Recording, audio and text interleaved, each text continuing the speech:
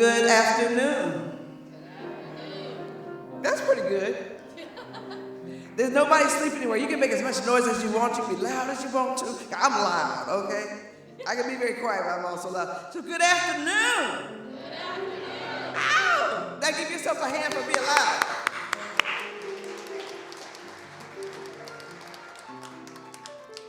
Thank you for being here. It's wonderful to be here. My name is Mary Harris, and I'm going to be singing the Negro National Anthem, Black National Anthem. So I'm going to ask you all to rise, please.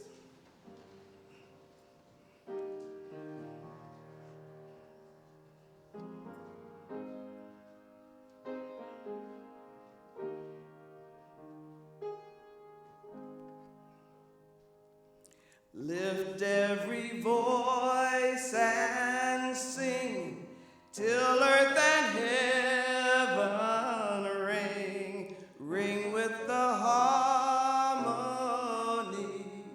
of liberty. Let our rejoicing rise high as the listening skies. Let it resound loud as the rolling sea. And if you know it, you're welcome to join in. Sing a song full of the faith that the dark past has taught us. Sing a song full of the hope that the present has brought us. Facing the rising sun of a new day begun, let us march on till victory is won.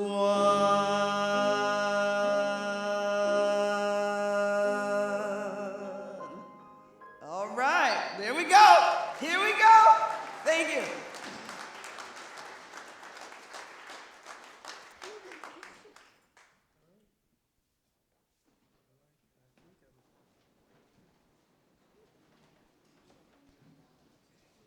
Thank you, Mary and Dale. Welcome in this space.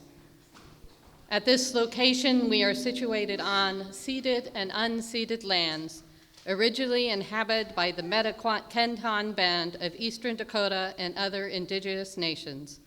This congregation was organized in 1855, prior to Minnesota statehood.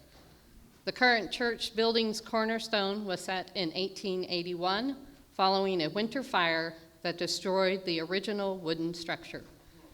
These pews you are sitting in were saved by our congregation members who were present at that time.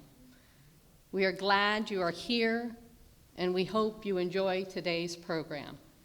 Next, I'd like to welcome the Mayor of Hastings, Mary Fassbender.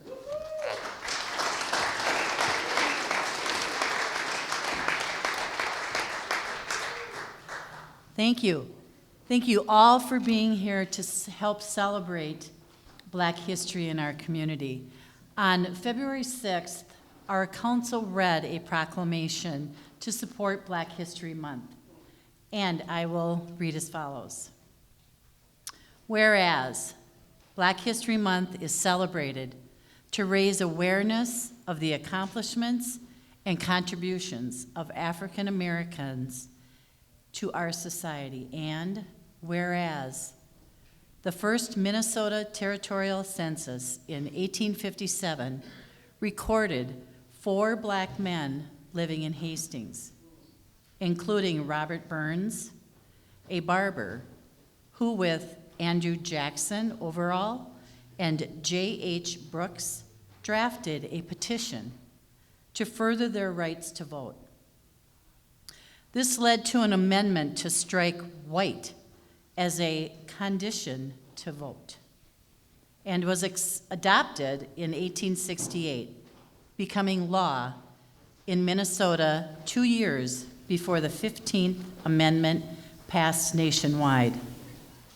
And whereas George Daniels, an enslaved man who freed himself during the Civil War by crossing battle lines to join Union troops, where he met and served with William LeDuc, who hired him to bring his horses in to Hastings, work for him, and eventually manage his farms. And whereas in the early 1890s, the Curry and Wallace families, with other Black community members, established an African Methodist Episcopal church named Brown's Chapel, which served as the center of religious and social activities for the Black community. And inclusion, a vital and important initiative integral to its strategic priorities. And whereas the past decade of a number of BIPOC residents has increased in Hastings, and while we strive for racial equity to provide a healthy community for all, we know we need to listen and do more. With that in mind, the City Council has made diversity, equity, and inclusion a vital and important initiative integral to our strategic priorities. And whereas the importance of observing Black History Month in the city of Hastings is to acknowledge the contributions African Americans have made and continue to make in the city of Hastings, recognizing the injuries they have endured, either through silence or violence, and in reconciliation with those facts of history, we hereby attest to strive to make Hastings an even more welcoming community in any way we can, to not only people of African descent, but to anyone regarding of race, religion, class, color, or creed. Therefore, be it resolved that I, Mary Fassbender, Mayor of the City of Hastings, Minnesota, and the City Council hereby proclaim this event as a celebration for our Black community members, past, present, and future, not just in February, but year-round, because Black History Month, Black history is American history.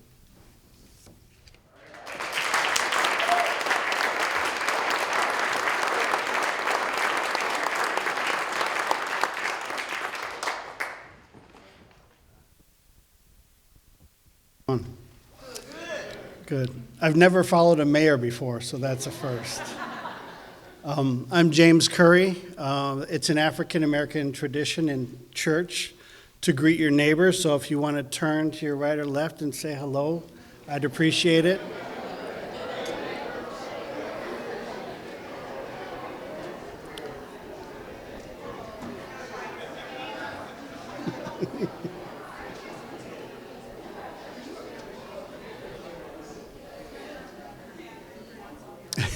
Cool, thank you. I said no, I'm just kidding. Awesome. Yeah, so I'm very thankful for this turnout. This speaks to the motivation and the courage and the right impulse for the Hastings community, and I'm proud of that. Even though I'm not a member of the Hastings community, as you'll learn, I've got some roots here. So I just wanted to commend everybody, and this is going to be enthralling, I think. We've got music, we've got the Reader's Theater, and then we've got some soul food downstairs. as well as a keynote speaker of some acclaim, who will be introduced in time. So, with no further ado, I want to introduce Bronwyn Scove and thank everybody, BR4R, the City of Hastings, and St. Luke's, amongst many others. Thank you.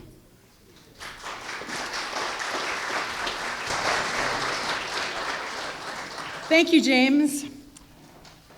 The job that I do for health insurance, that has also been an incredible blessing for many years working for the church.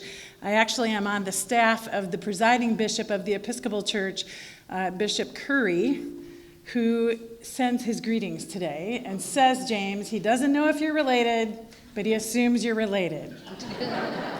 He is the first African-American bishop of the Episcopal Church, serving in the third 3 years of his 9-year term, and he sends his blessing to all of us today.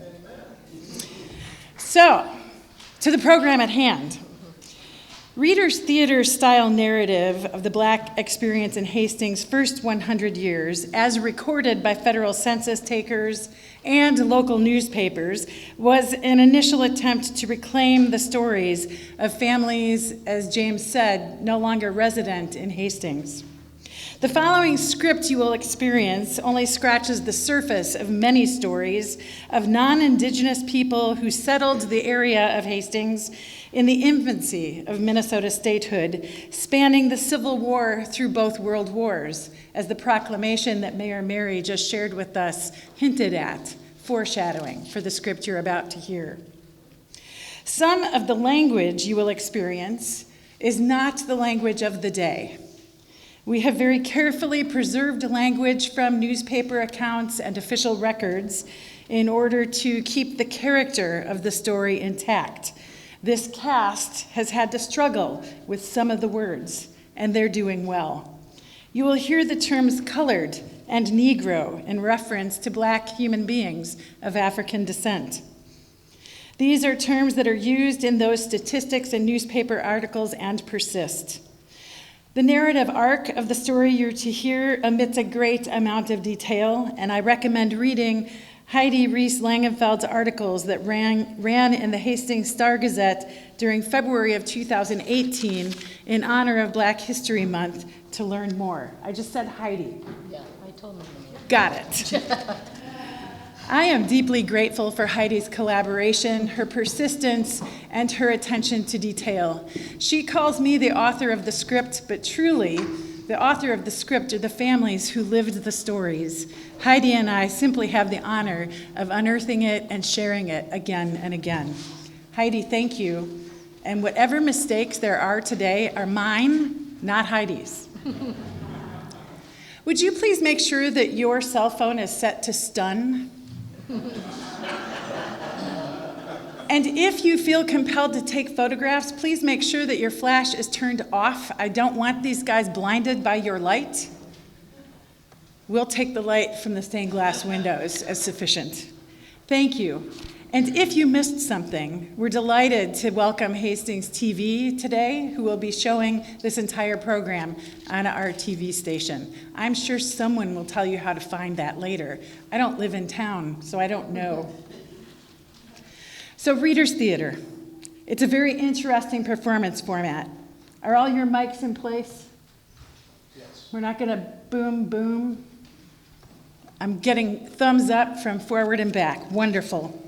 Please enjoy this performance that is a format that can be powerful in its presentation with very little staging and movement, typically read by actors on a stage with scripts open in front of them. Occasionally, there is sound and music, and today, we'll be employing the church organ chimes as well as our beloved church bell in the bell tower. I give you Hastings Black History.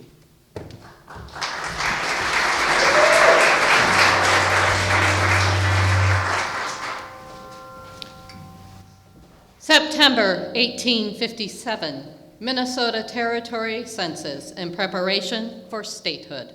Hastings, 1,983 people. 4 listed as colored. Robert S. Burns, 32 years old, single. Occupation, barber. Previous residence, North Carolina. Andrew and Edward Sanderlin, 22 and 25. Also barbers. Alex Waltz, cook. According to the first local census, Black Americans were already living in the territory, working on preparations for Minnesota statehood. July and August, before the census, delegates from the Democratic and Republican parties gathered in St. Paul for their constitutional convention. Each party caucused separately and wrote their own version of a state constitution. Partisanship blocked progress, with black suffrage being the barrier to compromise. Passions reached such a pitch that delegates began doubting whether an agreement could be reached. An encounter between Democratic delegate Gorman and Republican delegate Wilson resulted in physical battery. Gorman, who had argued for compromise, broke his walking stick over Wilson's head during a confrontation in the committee room. The Democrats had written a version of the Constitution that denied blacks all rights of citizenship. Many members of the Republican Party argued in favor of equality for the black man, but the majority of delegates chose to leave black political rights for a later time. The compromise reached in this highly charged dispute directly affected the barbers' and cooks' future. 7 years later, black suffrage would play an active role in efforts to change the 1857 Constitution. Joining local efforts to influence the outcome was a fourth black barber named Andrew Jackson Overall, who arrived in Hastings from St. Paul shortly after the 1857 census. As Hastings grew, so too did the black population. Like many early settlers in the new state, merchants often lived in residences behind or above their business addresses. The growing Overall family welcomed new neighbors to their downtown neighborhood. January 4th, 1864, the colored men of Hastings held a meeting to consider the feasibility of urging their claims to the rights of citizens, including black suffrage. In 1865, both houses of the legislature passed a bill that proposed an amendment to strike white from the suffrage provision. 3 petitions from Hastings, Winona, and Rochester favored black suffrage. The amendment was voted down despite soon-to-be Governor William Marshall's strong support. 1867 Black Suffrage Bill, voted down again. 1868, black suffrage adopted by a majority of more than 9,000 votes. The law provided for black voting and passed in Minnesota 2 years before the 15th Amendment passed nationwide. 1865, June, State of Minnesota, City of Hastings, 2,495 people, 14 colored. George Washington Daniel arrives in Hastings with General William LeDuc's horses in August. President Andrew Johnson declares end of Civil War, August 20th, 1866. Did you know that Mr. Daniels was born into slavery? He escaped from the Confederate Army and met General LeDuc. He joined the Union Army. Now he's a hired man at the LeDuc estate up on Vermilion Street. In October 1868, Cornelia Morgan from Prescott, Wisconsin, married George Washington Daniels. The couple moved into the carriage barn on the LeDuc property. The St. Clair family, Henry and wife Julia, moved to the Vermilion Street neighborhood with 3 children. St. Clair was known to be a teamster and a professional driver. 1870, State of Minnesota, City of Hastings, 3,458 people, 40 colored residents, living in 12 households, 4 barbers. Other occupations noted were teamster, hosteleur, washerwoman, and fireman in sawmill. Members of the growing black community in Hastings would join with their peers from across the state to continue to promote rights. The Sons of Freedom, a statewide organization, was formed, and men shared their values and aspirations as they worked the political system to gain prestige, recognition, and equity. September 9th, 1875. The celebration of the Emancipation Proclamation by the colored people of this city on Friday evening of last week was a decided success. The last biracial U.S. Congress of the 19th century passed the Civil Rights Act of 1875. It protected all Americans, regardless of race, and their access to public accommodations and facilities such as restaurants, theaters, trains, and other public transportation, and protected the right to serve on juries. However, it was not enforced, and the Supreme Court declared it unconstitutional in 1883. The fight for civil rights moved to the judicial realm. In 1896, the Supreme Court ruled in Plessy versus Ferguson that designating separate railway cars for whites and blacks was constitutional, as long as the facilities were equal. The separate but equal doctrine stood until 1954, when the Supreme Court ordered school desegregation in the case of Brown versus Board of Education of Topeka. By some reports, the Civil Rights Act was celebrated by local blacks and whites together in the local Germania Hall. Newspaper reports from neighboring towns did not characterize the celebration in a very kindly manner. 1880, State of Minnesota, City of Hastings, 3,809 people, 24 colored. There were no barbers. April 27th, 1881, obituary. One of Hastings' old settlers, A.J. Overall, has passed to the other side. He died on Tuesday after a long sickness. He was one of the first colored citizens of Hastings, having come to this city in 1857. Jack was one of the boys in his day, but some years ago experienced religion, and since then lived according to his lights. He had many friends in this city, and all regret his demise. Jack was a unique person who stood up for his beliefs. Born a free man, he worked to achieve full citizenship for himself and others. He was a true civil rights activist. He was buried in Lakeside Cemetery. The Daniels family left Hastings and moved to Medford over in Steele County to establish a farm. Not all census records are clear. The movement of settlers at the turn of the century was rapid and sometimes difficult to track as people married and moved. In the mid-1880s, two black families would be influential, were living together on 4th Street, the Currys and the Wallaces. Nancy and John Wallace, with their young son James, were living on 4th Street in 1870. Once James was 18 years old, he was the live-in yardman and working for a downtown hotel. The Wallace house was full when Nancy's niece, Phoebe, and her husband, James Curry, moved from Virginia in 1885 with their 2 daughters. Curry stayed at the Wallaces only long enough to get established. Jim Curry's first job was working for Charles Mather, the postmaster, helping around his home on 8th Street. He took any kind of work, from farm laborer to carpenter to slinging hash in the Ryan Hotel in St. Paul. His first achievement in Hastings was to buy a lot where he helped to build a house, which he later sold. In 1889, the Currys purchased 2 more lots and built a fine 9-room house on 4th Street. Then he purchased 8 adjoining lots and became a real farmer, purchasing a cow, building a barn, bought some chickens, was given a horse, and had a large garden.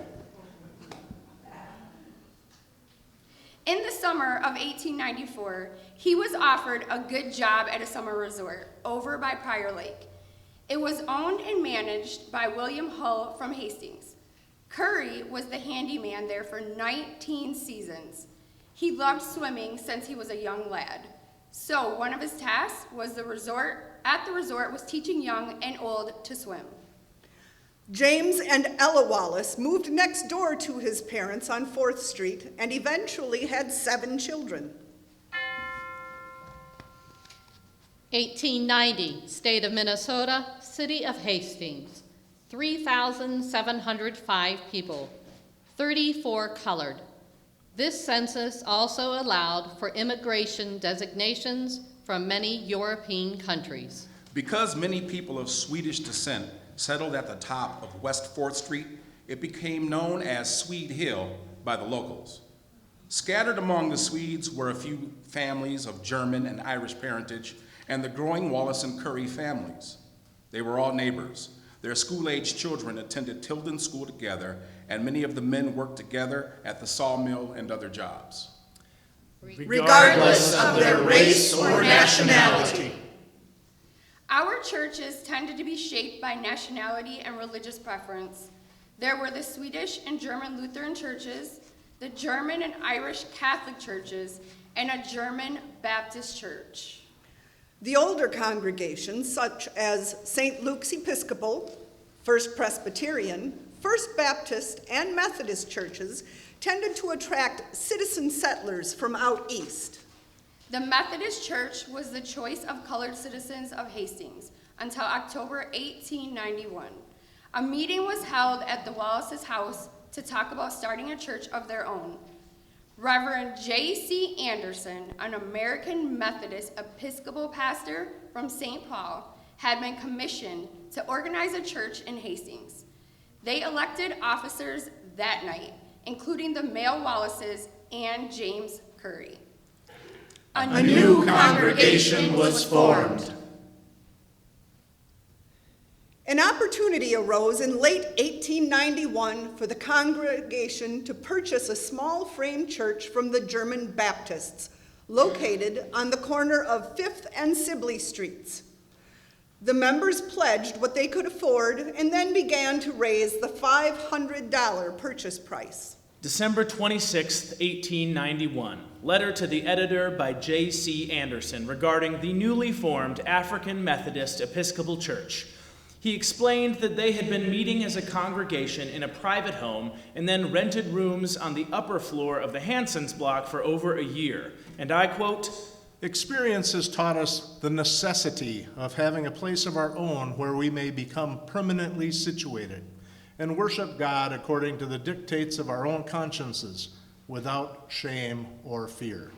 He ended the letter with a request for financial support from the community to accomplish their goal of raising $200 for a down payment. July 16th, 1892. The colored people of Hastings and vicinity are making great preparations for the opening of Brown's Chapel on the corner of 5th and Sibley on Sunday. The people of Hastings, of whatever religious opinion, are requested and cordially invited to attend. Finally, the big day arrived. Brown's Chapel opened Sunday, October 17th, 1892. They held 3 services that day. The first one was at 10:30 a.m. Reverend J.C. Anderson preached, and a choir of colored singers from St. Paul and Minneapolis provided music. Pastors from 3 Hastings churches celebrated with them for the 3 o'clock service. The pastor of the First Baptist Church offered prayer. The Methodist pastor preached on, "There is no salvation without suffering." And the Presbyterian pastor spoke of the general good of an institution like this in a community. The Methodist choir conducted the singing. Reverend J.R. James of Minneapolis preached the 7:45 p.m. service. And the colored choir sang again. It was a full and memorable day for all who helped make this dream a reality. The black residents now had a gathering place of their own to worship according to their traditions. For years, Brown's Chapel was the center of religious and social activity for blacks in the area, with many weddings and funerals taking place. The local newspaper held reports of visits from former black citizens demonstrating connectivity to Hastings and black residents who stayed on. November 22nd, 1896, card of thanks. The AME Church of this city wished to extend to the generous people of Minnesota and Wisconsin thanks for their assistance they have rendered in contributing to the fund raised by Samuel Golden, solicitor of Prescott, Wisconsin, for payment on the debt of our church, which we were unable to raise ourselves. The sum raised this year is $49.81 net. signed by trustees James Curry, James Wallace, John Wallace, and Cornelius Peterson, pastor. April 10th, 1897. John Wallace will give a history of his life with a few plantation songs at Matches Hall next Wednesday evening at 7 o'clock. The net proceeds going to Brown's Chapel. Admission, 25 cents.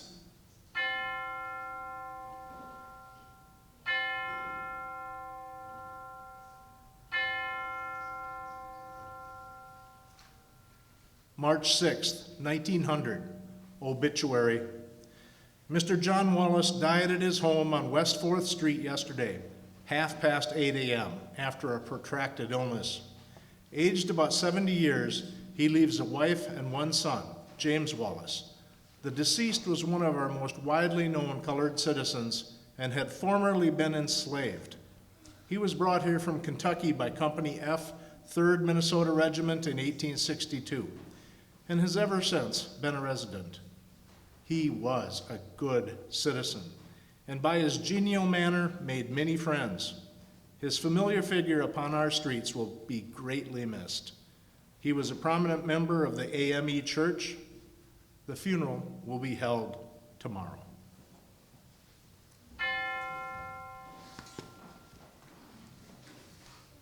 (1900) State of Minnesota, City of Hastings, 3,811 people, 35 colored. The census was taken in June, 3 months after John Wallace's death. The 4 residences of the Curry, Douglas, and Wallace families accounted for 21 of 35 colored people counted on that census. All of them were members of the AME Church and would have been at John Wallace's funeral. There can be little doubt that John's presence in that close-knit neighborhood was greatly missed. And yet, the congregation Wallace helped form continued to be at the heart of the community. An article dated September 15, 1900, in the African American Advance, sang the praises of Reverend Mrs. L.A. Reagan, pastor in charge of Brown's Chapel in Hastings, for organizing 10 days worth of camps at the AME Church. Reagan, a resident of Minneapolis, was listed on their census as having the occupation of demonstrator. The crowds at the Brown's Chapel camps were huge. They had over 300 people on Thursday night for the closing. The tents were bursting with folks, and people were eating dinner on the lawn. Did you get to hear the boy preacher? His name was Harry Killebrew. He was worth attendance alone. The Advance reported that Pastor Reagan's camps were spiritually and financially successful. It also reported that the citizens of Hastings cordially invite Mrs. Reagan to repeat these meetings next season. Reagan was also a president of a women's Christian temperance union chapter, which had a lot to do with fighting for progressive era reform, including women's suffrage and the education of Negro children at the turn of the 20th century. Fall 1907.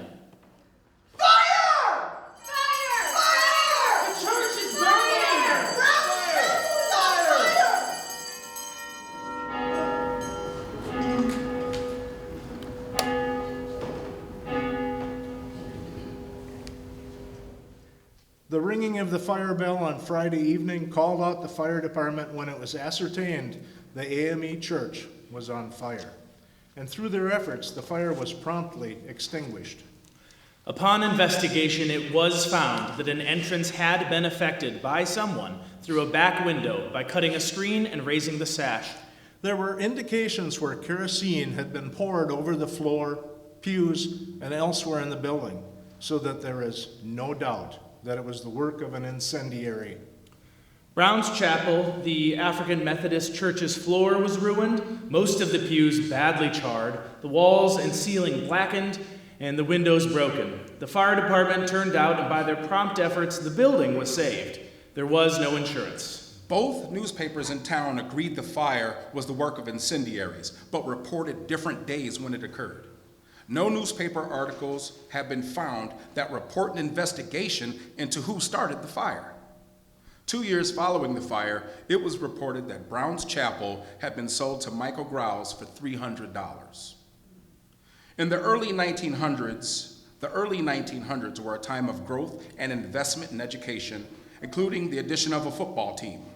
Photos and accounts of sporting events show that some of the Wallace and Curry children participated in sport as well as other school activities. 9 of the 10 Curry children graduated from Central High School of Hastings. Howard was one of only 4 males in the 1905 class of 29 graduates, and Florence was valedictorian of her class in 1906. Some went on to higher education in other communities and states and served in professional roles in their chosen fields.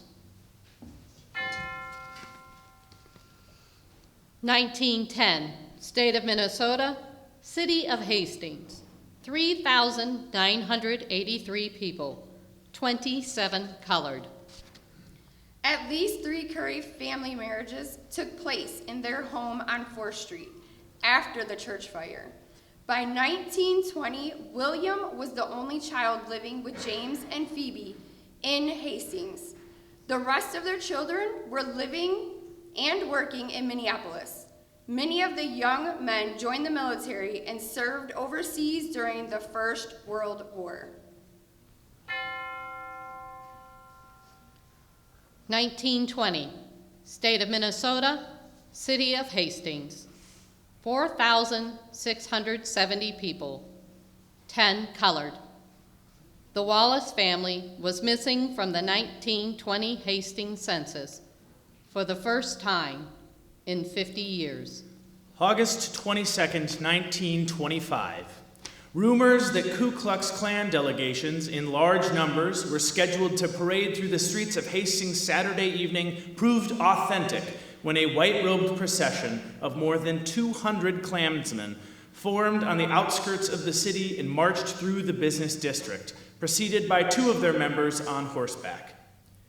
Informed in some manner of the scheduled ceremony, hundreds of people lined the main business thoroughfare and witnessed the parade. The Klan meeting, which followed the parade, was held at the vacant ground east of Highway Number 3, near the King Midas Mill. Mounted members of the secret order patrolled the outer edge of the field and prevented the immense audience that had assembled in the vicinity from gathering too closely about the circle of white-clad figures, in the center of which a huge cross had been erected. Before the meeting, Mayor Sieben and a special policeman were escorted from the grounds by Klansmen following a brief controversy over the planned burning of a cross. The mayor informed the Klan spokesman that the fire department, which had already been summoned to the scene, was under orders to extinguish the burning emblem and that orders would be honored.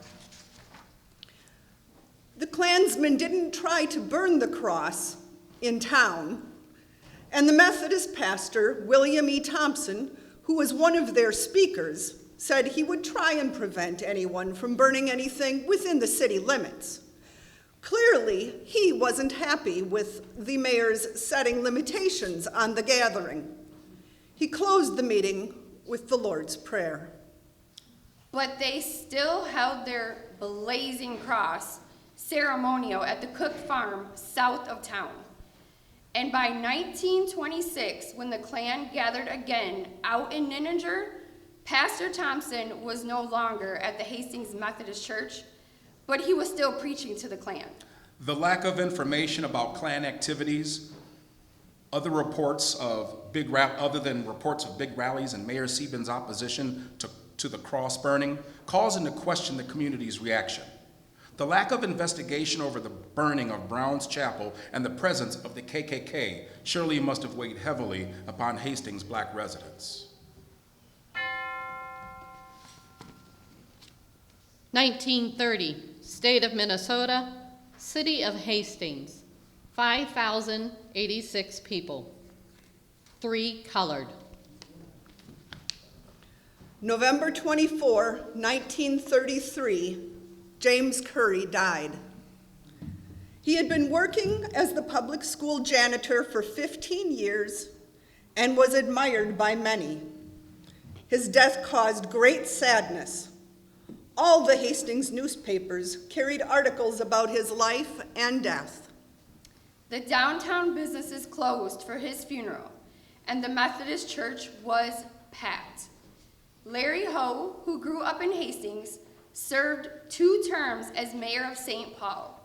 He was a writer for the St. Paul Dispatch and paid tribute to Curry. In his column, he said, "One of the best friends of my childhood days, James Curry of Hastings, is dead. This splendid colored man who was raised in the atmosphere of slavery sang his gallant way through life. I am so proud that such a splendid man loved me truly. I salute, and in reverence tell this one incident of his glad and smiling life. One night he sang a song at the Hastings Opera House at a church benefit. In the midst of his song, the electric lights went out. Jim laughed and called out, 'Cheer up, folks, we are all the same color now.' No, Jim, old pal, unfortunately, we are not all the same color. You were radiant gold all through, while most of us are a drab yellow. I'd like to throw a rose to you, Jim, but across the distance all I can throw is my heart. No less loving in this hour of our parting than on that day first 50 years ago when you held me on your lap."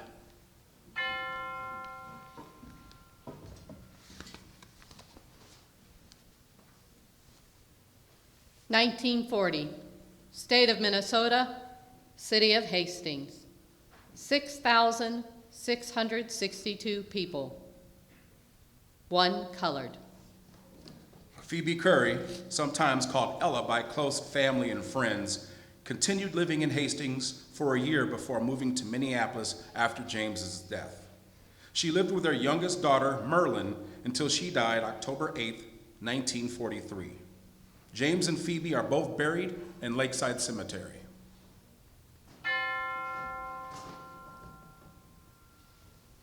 (1950), State of Minnesota, City of Hastings, 6,560 people, 1 colored. January 22nd, 1954, obituary. Henry Thomas, 74, friend of many, died here Monday.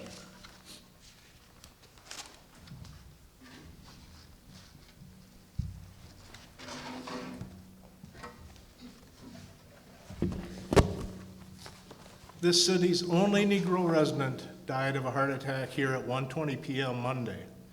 Funeral services for Mr. Thomas, who has made his home here for some 23 years, will be held at the Guardian Angels Church at 9 o'clock this morning, Friday, with the Reverend Ferguson officiating.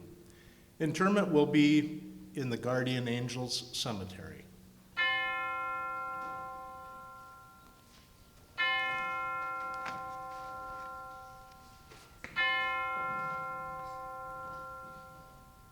"97 years span the period of time between Robert Burns and Henry Thomas in Hastings. During that time, blacks had fought for their freedom and their rights as citizens, had celebrated the victory of obtaining those rights, and joined together in learning more about becoming good citizens.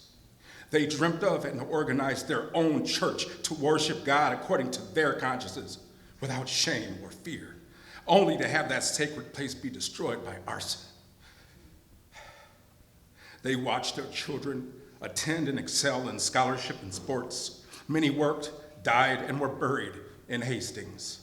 But their children chose to pursue their own dreams where there were more opportunities for themselves and their children.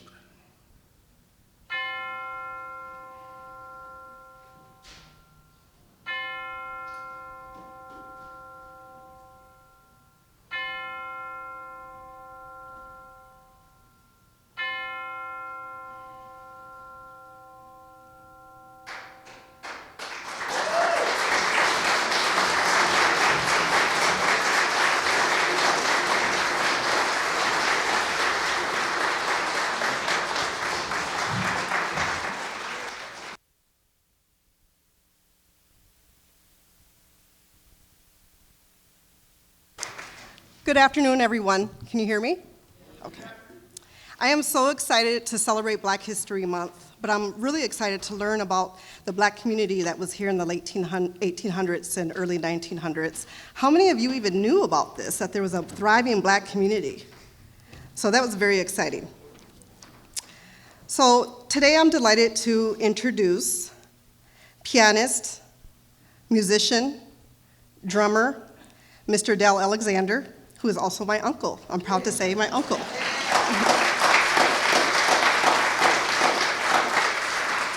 At the age of 24, Dell Alexander had a rich and varied musical background that many musicians achieved in a lifetime.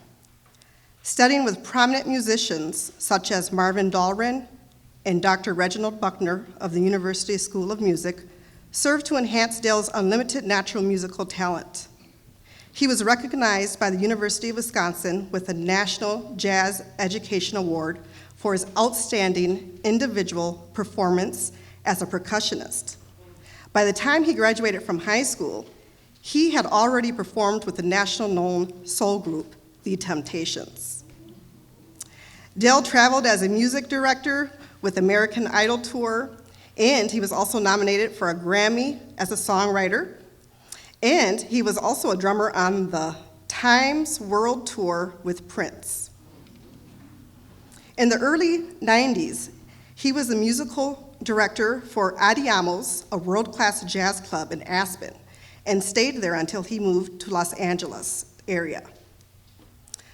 Dell has performed and recorded with many musical legends, like George Benson, Everett Harp, Larry Graham, Harry Sweets Edison, Frank Morgan, Billy Eckstine, John Hurd, Herb Ellis, Phil Upchurch, Eric Burden from War, Buddy Miles, Jimi Hendrix, Edgar Winter, Jimmy Smith, Diane Reeves, Barbara Morrison, Jimmy Buffett, Billy Taylor, Sheila E., and Andre Simone, Guns N' Roses, Jimmy Jam and Terry Lewis, Marilyn Manson, Eagles, John Denver, and Motown recorded legend Wah-Wah Watson. I am delighted to introduce Dell Alexander. Stand up, stand up.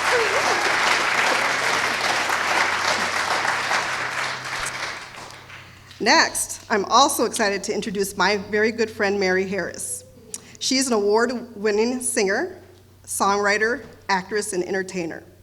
Miss Mary is a lover of life with a powerful commitment to provide entertainment, fun, empowerment, healing, and love through the arts. She is honored to be able to express her heart through song.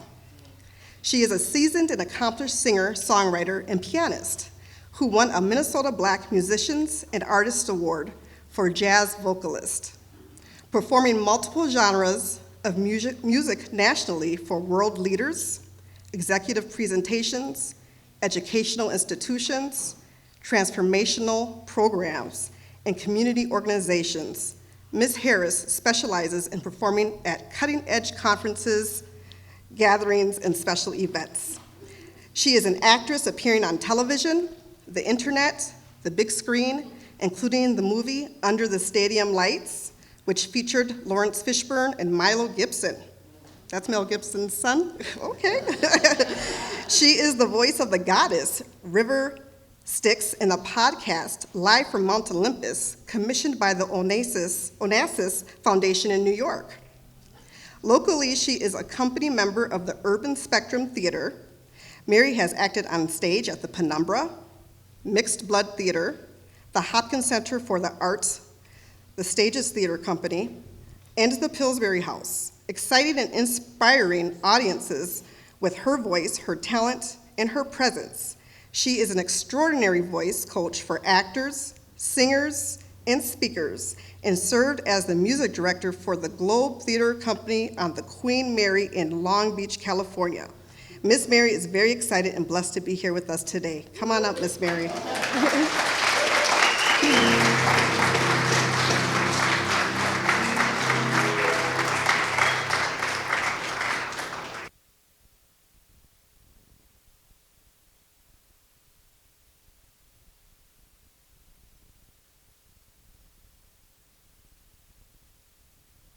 Half of that stuff.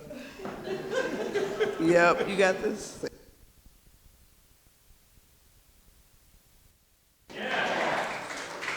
Oh, that's good. Yeah. Y'all being educated? Isn't that something? Yep. Are many of you people that were born here? How many of y'all were born here in Hastings? Wow, okay. Nice. Okay, good. Oh, here, I'm gonna do another great song. The song I did earlier was written by Anita Simone.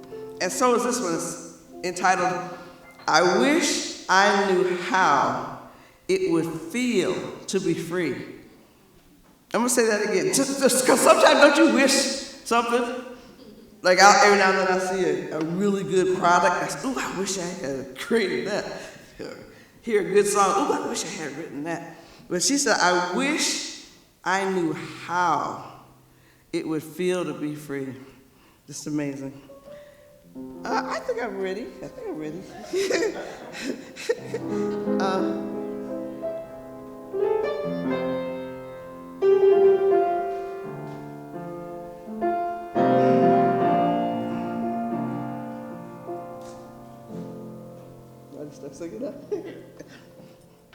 I wish I knew how it would feel to be free. I wish I could break all the chains holding me. I wish I could say all the things that I should say. Say 'em loud, say 'em clear, for the whole round world to hear. I wish I could share all the love that's in my heart. Remove all the bars that keep us apart.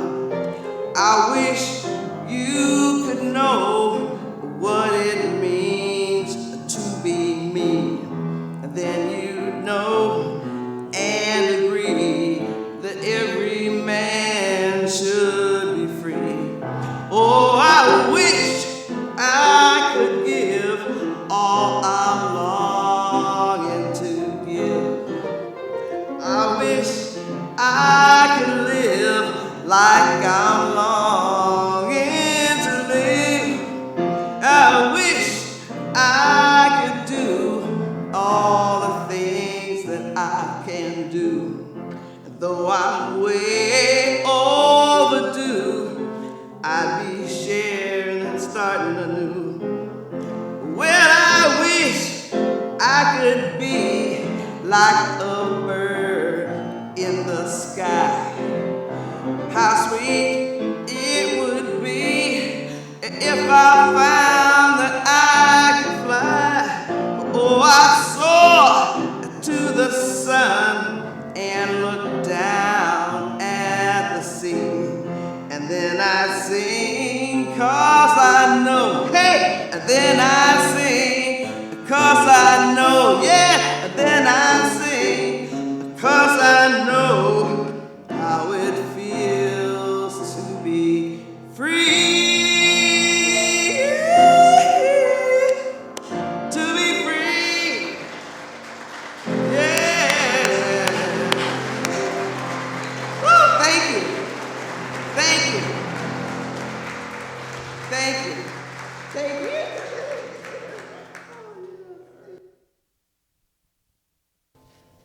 Beautiful. Thank you. Thanks, Miss Mary. Thanks, Dell. Thank you.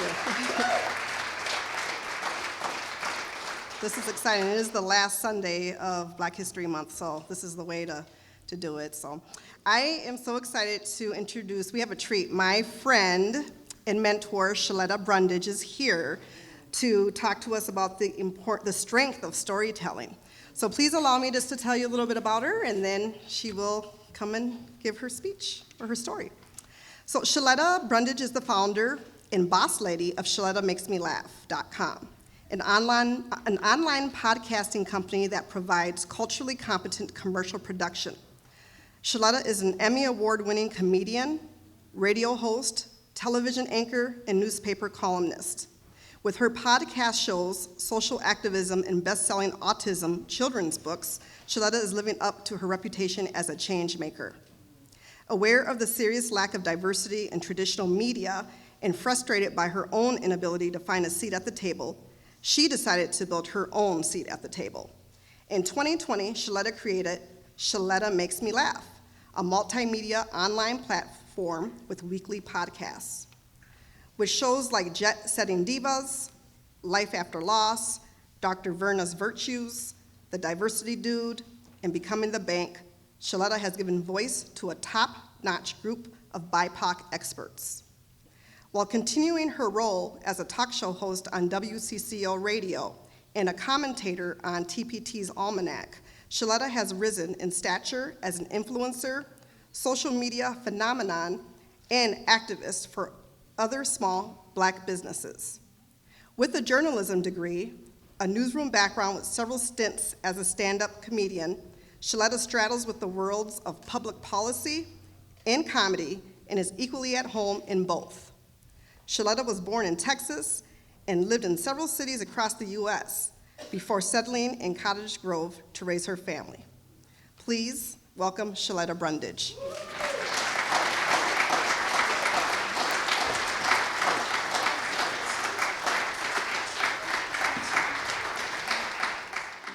Happy Sunday to you. Is it a happy day? Oh my God, I look out there and I see you all and I'm hearing these stories and they are weighing heavy on my heart and my spirit is torn, but this is a happy day. And I asked him to play Oh Happy Day by Andre Crouch. We all know that song because we are coming together, Black and white and other, to learn about American history, our family story. We are all one family. And when we realize that, it's gonna get better. It's gonna get better.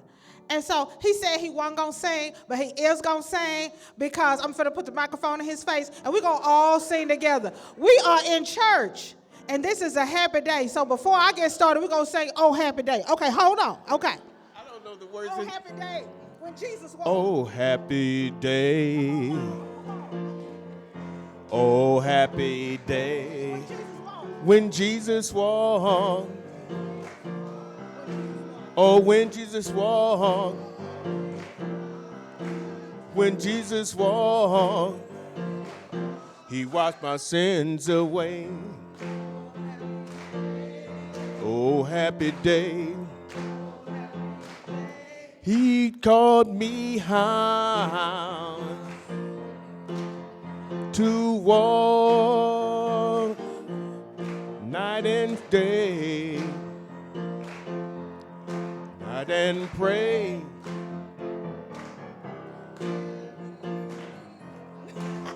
He ran out of words.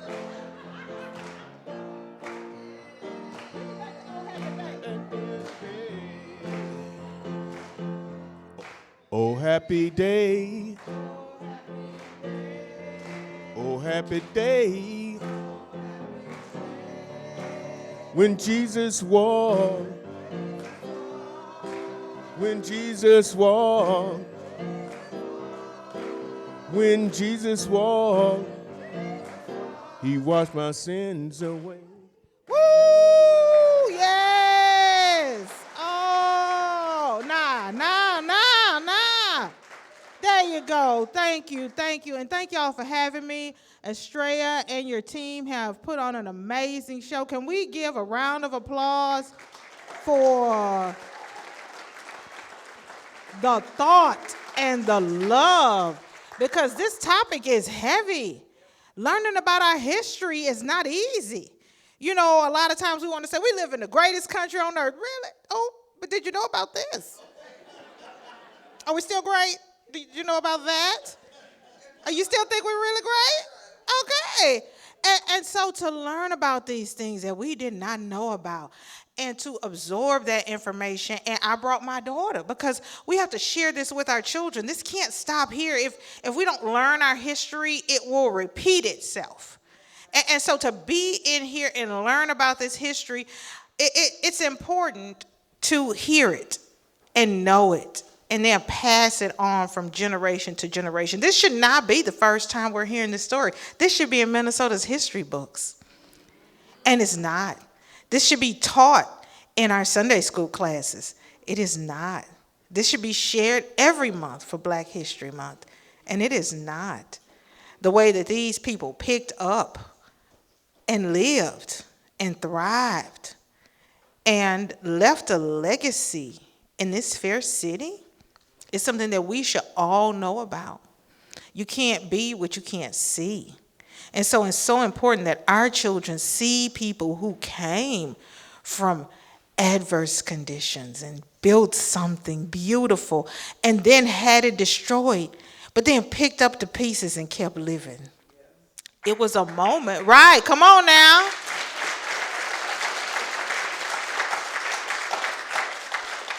It was a moment, but it was a movement. You just so beautiful, Mother. I wish I had some more room. I'd be walking down this aisle. Who did not put a wireless microphone up in here? I don't like being up in here on podiums and stuff. Do you have wireless? Please, somebody do something. I like being with people. I don't want to be up here untape all of it, Jesus. I want to get down here to Mother. God bless you. That's life. This is legacy. She's seen some stuff. More than what we've learned in history books, more than what we know, more than what we've been told. If we just get our children to sit at her feet and just let her talk, what we could learn. 4 generations, what we could learn. Baby, come on now, 4 generations. Come on now. Come on now, give them a round of applause. I knew it was something special when she was sitting up here looking sassy with that pink hair. I knew something was going on. I knew it, the fingernails and everything. Beautiful.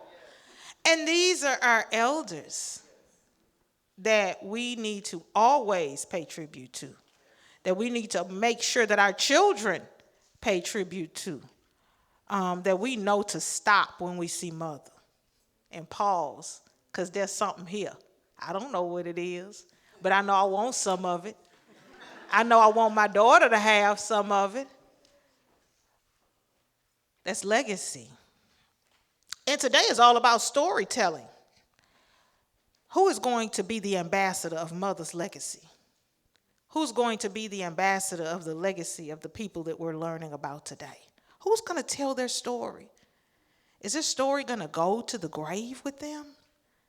For generations to come not to know? For it to take 2 or 3 generations for us to find out? Whose legacy is waiting for you to tell it? Everybody sitting in here got a story to tell. Whether it is yours, it is Mother's, it belongs to somebody else, a neighbor, a dog, the mailman, you got a story to tell. You've seen something, you've heard something, you've experienced something that's going to bless somebody. We've all been blessed today listening to this story, hearing those bells, hearing those actors yell out fire, listening to the registry being read about that census. That's a story. Storytelling is so powerful. Storytelling is the only job I've ever had. I mean, you know, besides being the rat at Chuck E. Cheese when I was 16, other than being the rat at Chuck E. Cheese, I've always been a storyteller. For 23 years, I've worked in news, television and radio and TV and journalism, broadcasting, newspapers. I'm always looking and listening for a story to tell. And I take for granted sometimes that other people don't even hear their own stories as they're telling them to me, so that I can then take it and tell it to the world. I've won awards telling somebody else's story because they were too afraid to tell it themselves. How about that? How about that? Somebody will give me their story and say, you tell it, instead of telling it themselves. So I understand the power of storytelling, because that's all I've ever done for a living, was tell somebody's story. That's all I've ever gotten paid for, is telling stories.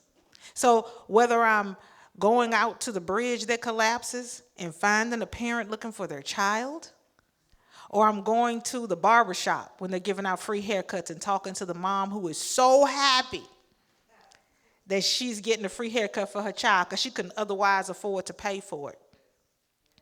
Or I'm at work. So I got 2 jobs because, women, you know how we do. We have like 3 or 4 streams of income because you men, y'all just can do 1 job, but we can do 8 jobs because that's how we're built. And so I have my own podcasting company, like Estrella was telling you guys. I write children's books. I'm going to get y'all some children's books. Anybody in the room with a child, I'm going to get y'all some free children's books. Okay, girl, I see you. I got you. So 3 of my 4 children have autism, and so I've written books about their journey, but I'm going to tell y'all about that later. Okay, so back to the jobs. Okay, so I have the podcasting platform, and I write books, right? But I also work at WCCO Radio. How many of y'all listen to the Good Neighbor station? I already see y'all. I seen y'all when I came in here. There you go, girl. I know. Okay. So I work at CCO Radio. Started out as an overnight weekend producer and worked my way up, punched a few people in the throat and took that spot. And then all of a sudden, I got my own show. And so that's how we rise. Okay. So don't tell mother. I don't want her to hear that part. Okay. So I'm at WCCO Radio, and I'm working my little part-time job.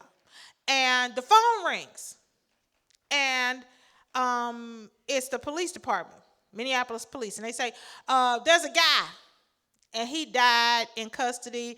I was like, okay, well, what happened? Did y'all shoot him? And they were like, oh, no, it's natural causes. I said, oh, well, what you calling me for? Natural causes happens. I've been in the news 23 years. When people get arrested, it makes you have anxiety. Even if you're supposed to be arrested and you did something you weren't supposed to do, it still, makes your blood pressure go up. So over my career in news, people have just died from having a heart attack or stroke or, they just pass out when they get arrested, And so I said, natural causes, okay, well, that happens. I've seen it happen before, no big deal. So they said, we're going to send you a news release. We want you to tell this story. I said, okay. So I get the news release, and they're telling me about this man in Minneapolis, police custody, died, natural causes. It was 3 lines. And I'm writing the story, because that's what I do. I'm a storyteller.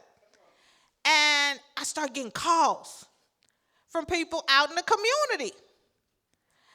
And they were like, hey, the police just killed this man. And I said, no, the police didn't kill no man. The man died of natural causes. And they said, you need to get down here. And I was like, you know what? This happens. We get lots of crazy calls from crazy people at the Good Neighbor station. The phone numbers are listed. I'm just going to hang up because I got to write this story because I'm a storyteller. Bye. So I hung up. And then it was like, you know how when you doing like a call in and they say the 5th caller wins a new car and all the phone lines light up? All of a sudden, like all the phone lines were lit up. And I was like, did I just give away a car? What in the world is going on? And so I'm answering the phone and they were like, have you seen this video? And I'm like, what video are you talking about? The police just killed this man. No, the man, I got some paperwork with the Minneapolis Police Department logo on it from the officials that said this man died of natural causes in police custody. And they were like, you need to get out of here. So I go to the WCCO newsroom. I remember like it was yesterday. I remember what I had on. I said, hey, we got this news release. We got to get over here because the people out in the community are saying something's going on. They say they got some video. And they were like, well, no, because we're not going to provide any resources for that. They said, died of natural causes. We're just going to write it up. We're going to tell this story. Well, guess what? Because I have my own podcasting platform where I can provide news and information to people in my own authentic voice, I didn't have to wait for them to tell the story or go out there. When my shift was over and my part-time job, I put on my CEO hat and I went out into the community. And then I saw in real time what you all saw later. I saw the video. Not only did I see the video, I saw the people who had not been interviewed by police yet. I saw, she fine, leave that baby alone. She good. I got 4 kids at home. They holler, they cry. That's what they do. They fine. We gonna keep talking. That's what grown people do. They talk when cheering, hollering. We fine. She fine. So, I get out there, and about 6 or 7 people got video from different angles. And they all showing it to me. And then I see what we know, what we saw. I saw Derek Chauvin put his knees on George Floyd's neck.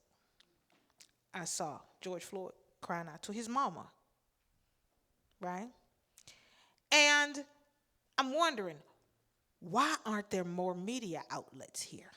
We're storytellers. This is not a story. This is the story. And when I looked around, I saw black media. Not CCO, where I worked and asked them to come with me. Not Care 11, not Star Tribune, not Pioneer Press, I saw a Spokesman Recorder newspaper, the oldest African-American newspaper in the Midwest. I saw Georgia Fort from Georgia Fort TV. I saw Batala and Al McFarland from Insight News. I saw Tom Gita from Michelle Magazine. And we all looked at each other.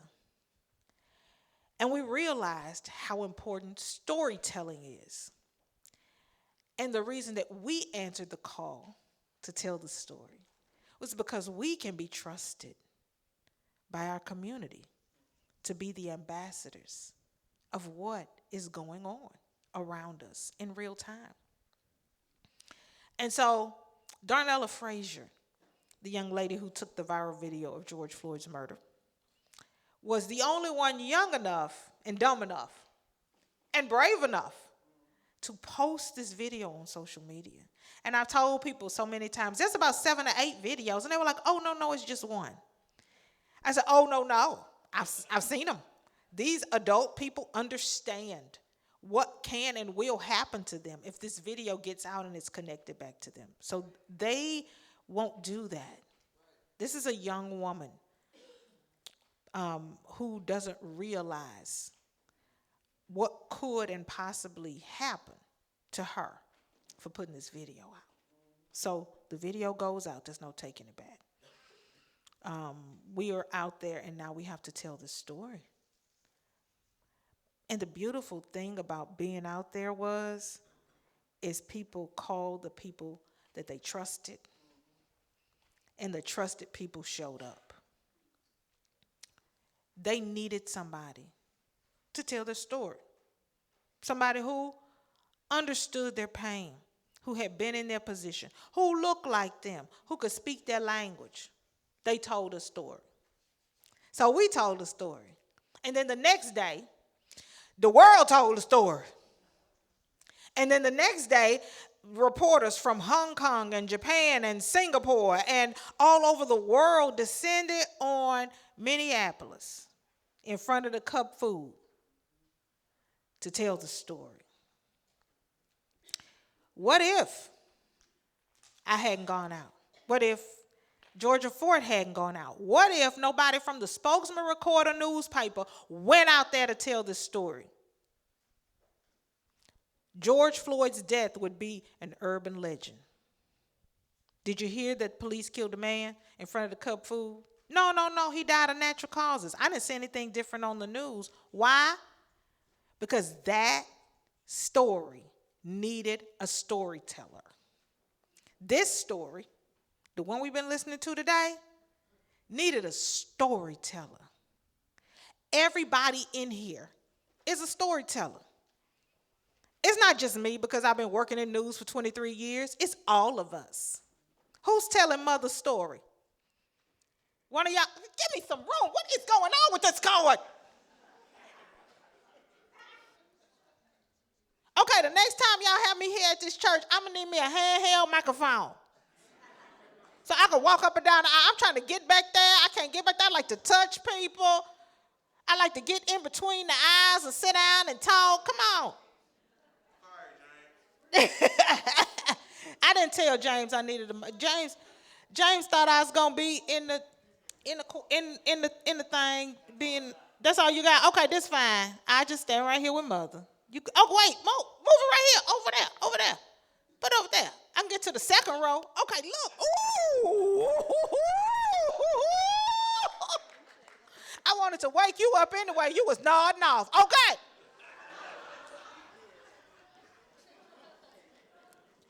So, have you wrote a book for Mother? Anybody wrote a book for Mother? Mother's got a story to tell, and she needs to see it before she leaves here. My grandmother died at 99 and a half years old. And let me tell you something I was most proud of, Miss Mary, is that one of my children's books is dedicated to my great-grandmother. It's called Daniel Finds His Voice. It's about our family winning an RV and taking an RV trip to visit her on her 100th birthday, because I thought she would live to see 100, right? Her name had never been in a book, ever. And I thought, I'm going to put her name in a book, and then I'm going to get in the will, and then I'm going to get all the property because I got ulterior motives. So I said, Grandmother, I'm going to write this story, and I'm going to put your name in the book, and we illustrated it, and the illustrator did all the pretty cartoons, and it looked just like my grandmother, and the kids were sitting in her lap, and it was beautiful. And we were almost ready to publish the book, and the Lord said, get her an advance copy. And I said, but she's not going anywhere. This book is going to be the celebration of her 100th birthday. It is about her turning 100 and us getting in this RV and going to visit her. And the Lord said, get her a copy now. And I was not ready for her to leave. She was going to be 100 years old. But I needed her to see her story, her name, her image in a book for the first time. And so I said, whatever you got, manuscript, sketches, put it together, bind it up. I got to mail it to Houston to my grandmother so she could see it. And the squeal and the screech and the excitement. Oh, Miss Nina, she was so happy. She was so happy, Mr. Bill. Because her name had only been in obituaries, like leaves behind. That's a lot of times the only time somebody sees their name in the paper. She leaves behind. He leaves to mourn somebody who's left. And she sees her image in a cartoon. That's even cuter, right? She sees her image in the cartoon. Well, guess what? She passed away before the book was published. But because I like to show out, I got 150 copies, Mother, of the book. And we gave them to everybody who came to her funeral. And you know what we told them to do? Tell a story. Tell a story. We want everybody to know who Miss Freddie Welcome is. Tell a story.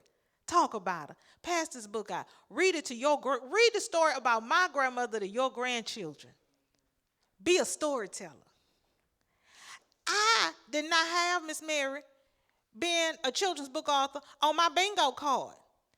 Neither did I believe that I was going to be charged by God to use this book to create a legacy for my grandmother, Mr. Fred. I did not think that.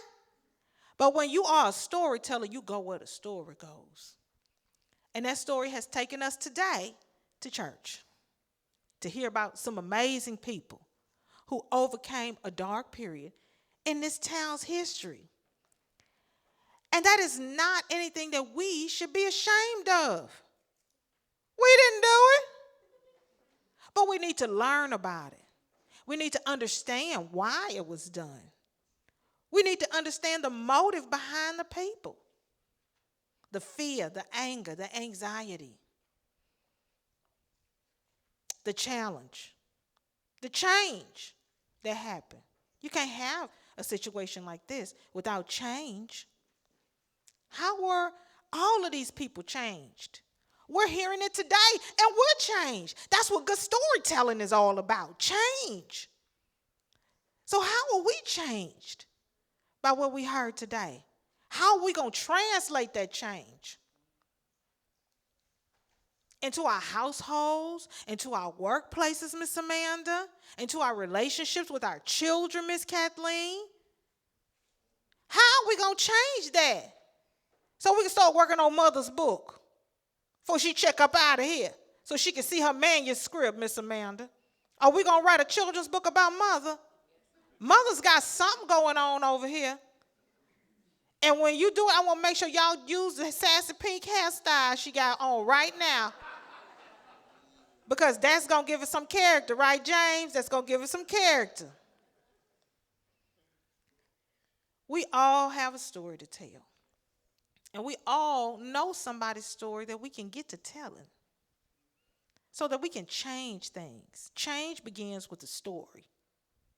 Change begins with a conversation.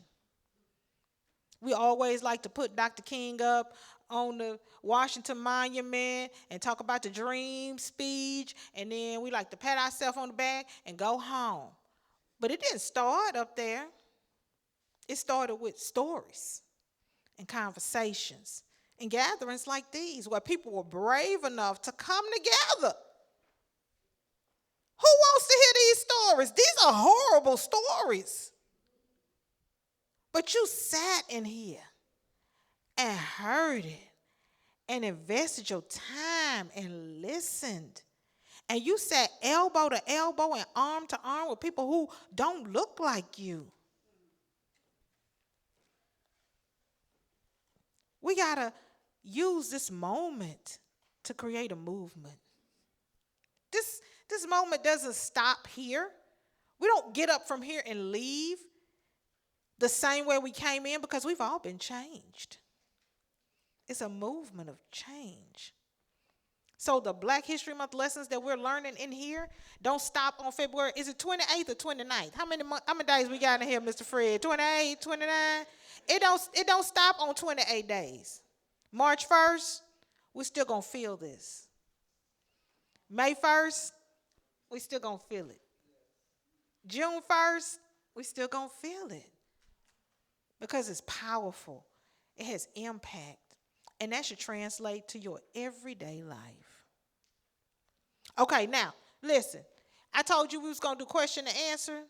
Okay, so now, if y'all want to do some question and answer, we can do question and answer. I'm not sure what I'll have for you, but I'll give you what I got. But I also want you all to know that I'm so honored and blessed to be here. I'm so thrilled that this community has the leadership to be brave enough to put this on, and the community is out here to support that. Y'all should give yourselves a round of applause for being in this space. Okay, why are you not clapping for yourself? You have to clap for yourself. So thank y'all for having me. What made me choose broadcasting? Because, okay, this is so good. I'm so glad you asked that. So, my favorite scripture in the whole wide world, my favorite scripture is, okay, one of my favorite scriptures. I like the prosperity scriptures because I like money. But my favorite scripture is train up a child in the way that he should go. And when he is old, he will not depart from it. You know that scripture, Ms. Joe, right? Okay, all right. She got, what is it? See if I had some room.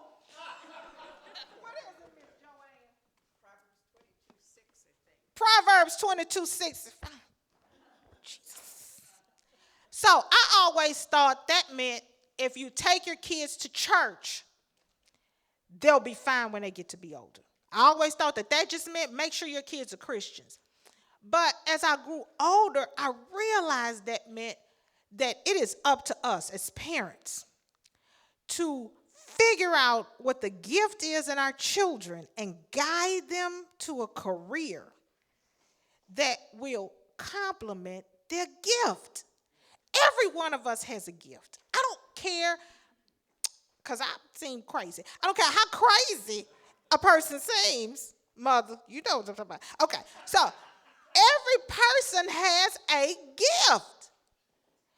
Somebody's gift could be settling arguments. Somebody's gift can be doing hair. Somebody's gift can be love. Somebody's gift can be kindness. Somebody could clean this whole church better than anybody ever with a rag and a mop. That is a gift. And so my gift was always talking and telling other people's business. Mother, there is nothing better than hearing a secret, Mr. Bill, except telling it. If you do not want it told, do not tell it to me, because I am going to tell it to Miss Mary. As soon as we hang up, I'm not your confidant. I'm telling you right now, Mr. Fred. Don't tell it to me. And so when I was a kid growing up, I used to talk a lot. And so I used to hear, shut up, Shaletta. Shut up, Shaletta. Shaletta, shut up. Girl, if you don't shut up, Shaletta. And so I always thought my middle name was Shaletta and my first name was Shut Up. I heard it so much. But that was my gift. That was my gift. Like talking and telling it is a gift. And so as I got to college and thought I was going to be a nurse, girl, what was I thinking? I would have talked all my patients to death. You know what? Just pull the plug. I don't even want to live. No, don't give me 3 days. Just pull it. I don't want to hear her talking. Where that talking nurse? So I thought I wanted to be a nurse because I love to be around people and helping people. And I talked too much. And I flunked all the classes because I was too busy talking to listen. And then I thought, well, what can I do where I can talk and tell other people's business and get a check? News. I can be in news. That's all news is when you break it down to its lowest common denominator. Y'all remember doing fractions in school where they'd be like, okay, it's 38 over 985,000. What's the lowest common denominator? Oh, it's 1/2. When you break it down to its lowest common denominator, news is telling other people's business and talking. So, what I'm saying to you is Michael Jackson had a gift. His daddy didn't put him in gymnastics. He didn't take him to the golf course. He was singing Miss Joanne. Tiger Woods had a gift. His daddy didn't put him in basketball. He put him in golf at 3 years old. Because if you train up a child, come on now, we're going back to Proverbs, in the way that they should go, they won't depart. Is Serena Williams out there trying to do cooking shows? No. No, she playing tennis, just like she did when she was a child. Because her daddy saw something in her. Michael Jackson's daddy saw something in him. Tiger Woods didn't see. I keep saying daddy because the daddy got to be there to see it. The mama's busy cooking because, you know, we got to do everything. The dad ain't doing nothing but sitting around drinking beer and smoking Marlboros and watching the game so they could see stuff. We cleaning and cooking and doing laundry and sweeping and mopping and washing the walls. So we can't see it. We don't have time, Miss Joanne, to see it. See, if I had some room, I'd be talking to all y'all back here, but I don't have no room. So the daddy, Mr. Fred, is the one that got to see it. Where this girl dad at? Where her dad? That you got to see it. James, you got to see the gift in your daughter. Amanda not gonna see it. She busy. Cooking and cleaning and washing the walls. Why is you pulling my cord?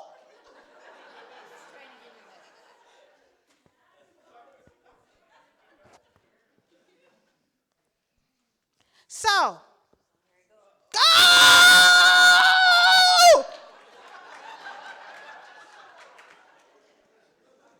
I'm way back here now. I see Miss Mary.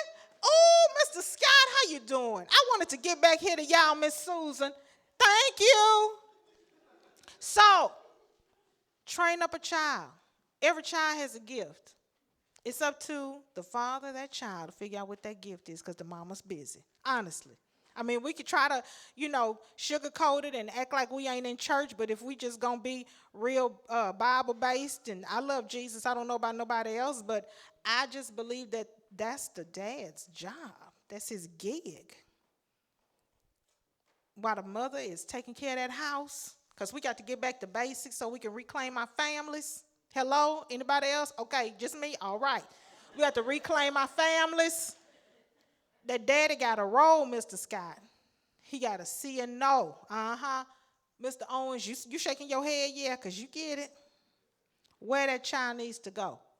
So my next children's book, Mr. Fred, it's going to be called Shut Up, Shaletta, the story of the little girl who talked too much. For real. That's going to be the name of the book. In my mind, I already got it all figured out. And it's going to come out on National DJ Day. There's a DJ Day. And so it's going to come out on National DJ Day. And this is what I'm going to do. Okay, I'm going to do this just for y'all. Estrella, I'm going to do this just for y'all. Everybody in the room going to get a free copy. We're going to come back here. Okay, I promise y'all we're going to do this. Okay, y'all should be applauding. I mean, So we're going to come back here when the book come out on National DJ Day. I'm gonna come here and we're going to give everybody in here a signed copy. We're going to have a book release right here. Now, don't be inviting your friends. It's only the people that's in the room right now. So, Mr. Scott, if you come back with 6 people, they're not getting in. It's just going to be you, okay? Okay. That's Mr. Bill. Where's Mr. Scott at? Oh, if you come back with 6 people, they're not getting in, just you. Okay. All right. So the book is going to come out next year on National DJ Day. So y'all mark y'all calendars. We're going to come back here. We're going to have a book party. Okay. Now, anybody else got a question? Yes, but I don't know. Look it up. Why can't we put this knowledge in our social studies textbook? This child, bless his heart. What's your name? Mr. Tavion want to know why we can't put these stories in our textbooks. A fear. People are afraid. They're afraid of the truth. Oh, my God, that's my boyfriend back there. Stand up. That's 2 of my kids' daddy. He don't even know. His name is not on the birth certificate. And his family's there. Oh, Mr. Ben, God bless you. I didn't know you were going to be here. Oh, I love you. I know you love me, too. That child wants to know why it's not in the history books. Mr. Ben can tell you it's fear. People are afraid of the truth. They're afraid of knowledge. And nobody wants to be embarrassed. We're seeing that now. We're seeing that right now. People are snatching books off the shelf in Texas and Florida because they don't want their grandchildren to find out they were at the Klan rally. I mean, if you see what we got going on with Jerry Jones, the Dallas Cowboy owner, National Football League, one of the wealthiest men in our country, was at a rally.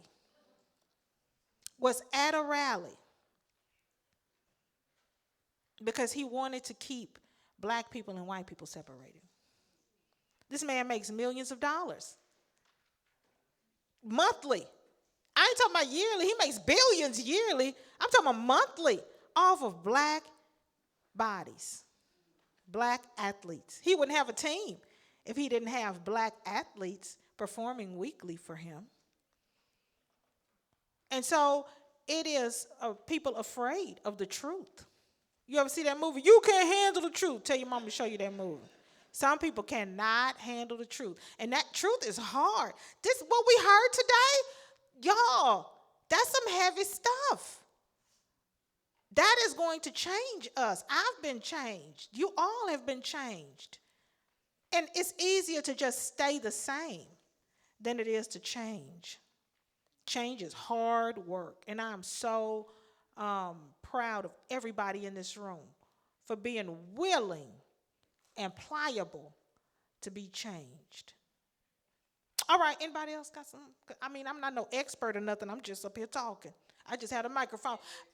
January 20th. Okay, mark your calendar. Now I got to do a book. Now you're going to make me do a book.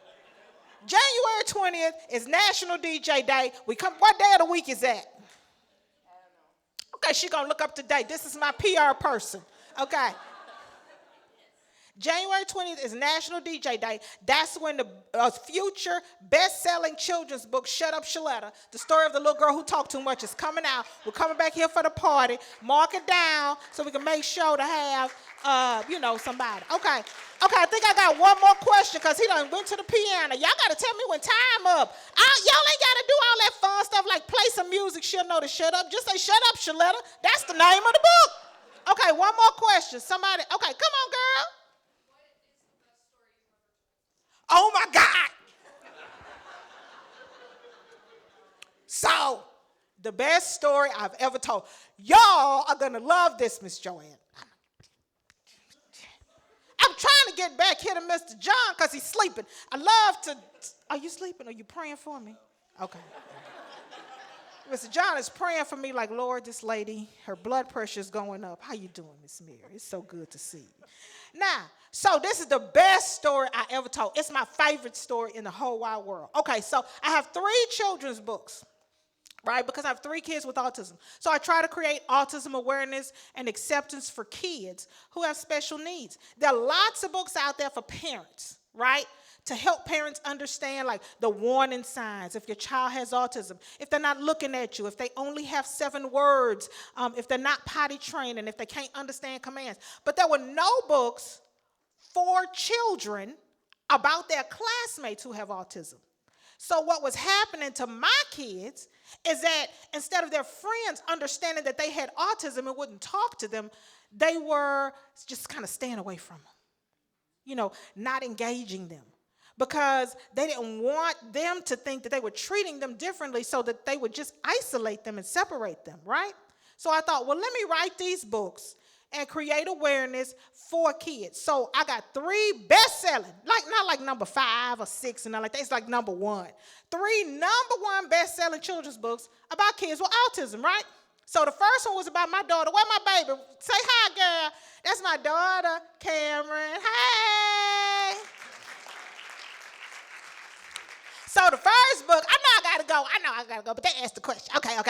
So the first book was Cameron Goes to School, the story of a little girl who goes to class for the first time who is nonverbal. And it shows how she is not talking, but she's still learning.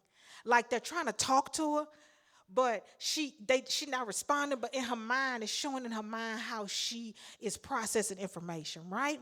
So the second story I already told y'all about, Daniel Finds His Voice. My youngest son, who found out how to talk through music. Like, he did not talk. 4.5 years old. Mr. Ben will tell you. Mr. Ben seen my kids grow up. 4.5 years old, he had no functional language. They've been trying to get this child to talk. And all of a sudden, he walks up to me, and he starts singing Old Town Road. Okay? That ain't even the best story. That's just the appetizer. That's the salad in the soup. I'm finna tell you the best story. So, last year, when it was time to release a children's book, I was reading the room, and I saw that they were snatching the books off the shelf, the critical race theory crowd. Because I purposely, for my books, I put our whole family on the cover. Because I need people to see that these little black kids have a mama and a daddy. And they got siblings. They got sisters and brothers. And we are a unit. And so that when people read them, they say, well, you know what? I got a mom and a daddy too. I got siblings too. I can identify with these kids. These kids are just like me, even if they're a different color, right?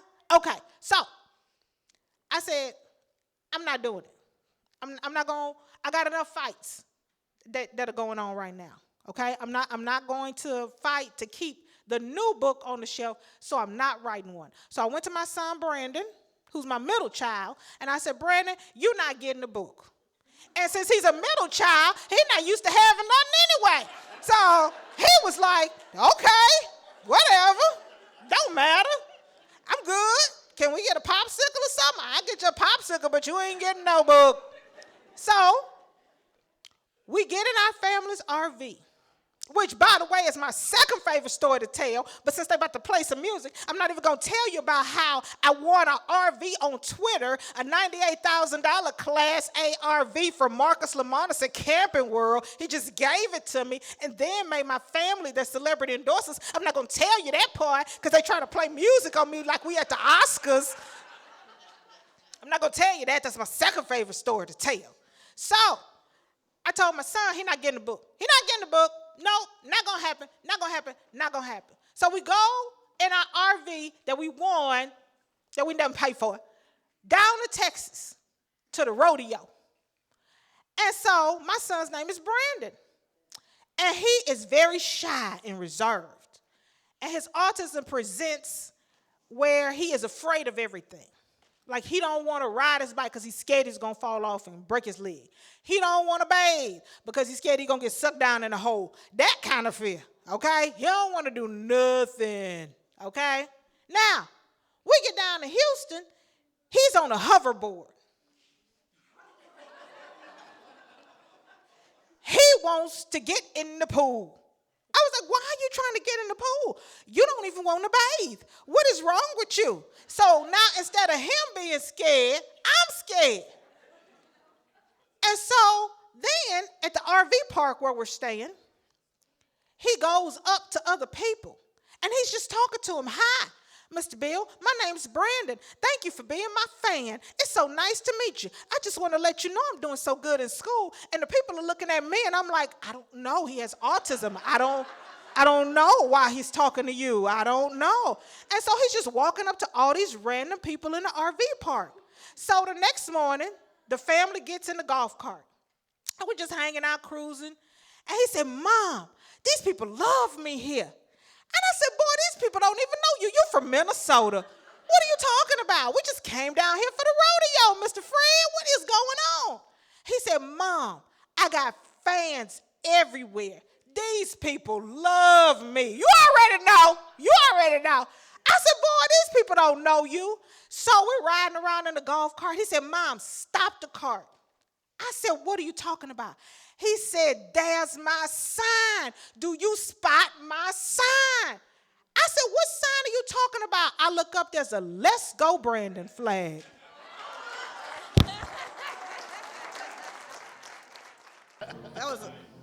That was a whole lot of energy. Yeah. Love it. And a good word. Yeah, so that's a wrap. Thank you. For all our musicians, Mayor Mary Bronwyn, the reader's performance. A lovely afternoon. Please join us downstairs for Gravy Baby Soul Food. Yes, we have some collard greens with smoked turkey, macaroni and cheese, cornbread, and some desserts. So come on down. Thank you. Thank you.